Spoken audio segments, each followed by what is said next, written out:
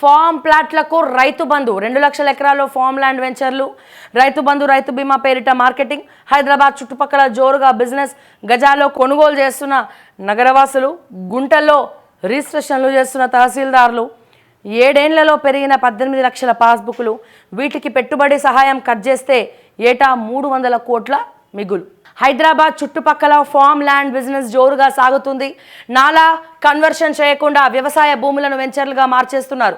గజాల లెక్కన అమ్ముతూ రెవెన్యూ ఆఫీసర్ల సహకారంతో గుంటెల్లో రిజిస్ట్రేషన్లు చేసేస్తున్నారు.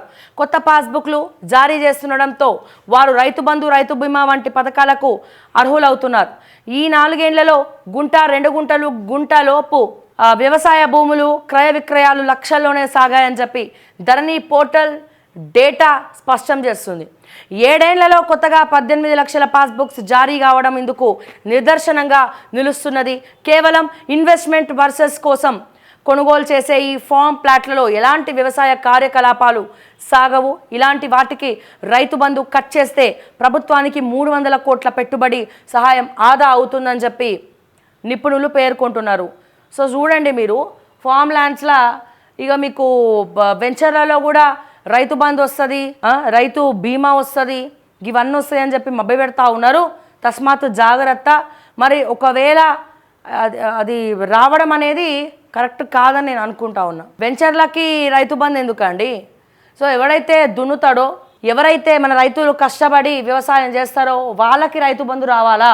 ఇటువంటి ఫామ్ ల్యాండ్స్ పేరు చెప్పుకొని రైతు బంధు ఇస్తామంటే ఒప్పుకోకండి. అది ఎప్పటికైనా డేంజరే. దయచేసి మోసపోతారని చెప్పి నేను మరొకసారి చెప్తా ఉన్నాను. 100 రోజుల్లోనే వ్యతిరేకత. అటకెక్కిన కాంగ్రెస్ పాలన. బీజేపీ ఎమ్మెల్యేల పట్ల వివక్ష సరికాదు. జనసేనతో పొత్తు డెసిషన్ బీజేపీ హైకమాండ్దే.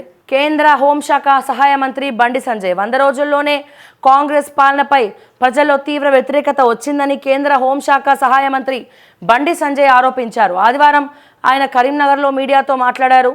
4000 పెన్షన్, ప్రతి మహిళకు కూడా 2500 మహాలక్ష్మి సహాయంపై ప్రజలు కాంగ్రెస్ నేతలను నిలదీస్తున్నారని చెప్పి పేర్కొన్నారు. సో దయచేసి బండి సంజయ్ గారు, మీరు కేంద్ర సహాయ శాఖ మంత్రిగా ఉన్నారు. తెలంగాణలో ఐఏఎస్ ఆఫీసర్లు రేవంత్ రెడ్డి పట్టించుకోవట్లే.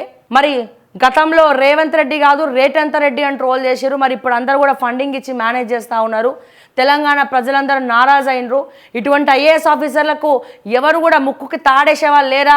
ఎవరు కూడా జైల్లో తోసేవాళ్ళు లేరా? ఎవరు కూడా ప్రక్షాళన చేయరా అని చెప్పి అడుగుతూ ఉన్నారు. నేను మీకు చెప్తా ఉన్నా, త్వరలో మిమ్మల్ని కలుస్తాం. బండి సంజయ్ గారు, వినతి పత్రాలు తీసుకోండి. మొత్తం ప్రూఫ్స్తో సహా మీకు డేటా మొత్తం తెచ్చిస్తాను నేను.